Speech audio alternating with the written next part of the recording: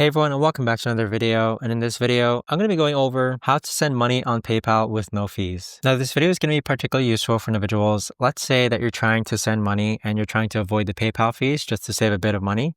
How do you actually go ahead and send money with no fees on PayPal? Now, there's only one way that I know how to do this, and the only way that I know of in order to send money on PayPal without any fees is that if you're sending a personal payment to anyone in the US and you use your bank account or PayPal balance in order to fund that money.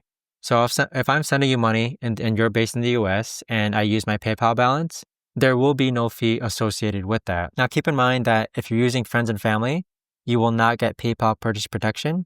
And if you use a credit or debit card, there will also be a small charge for your payment as well. Now, if you use purchases for goods and services, that is going to involve a fee when it comes to sending money.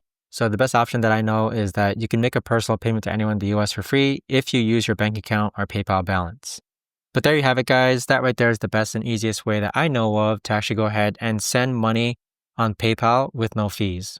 If you guys know of a better or easier way to actually do this, let me know in the comments down below. I would love to know. Thanks so much for watching, everyone, and I'll see you guys all in the next video.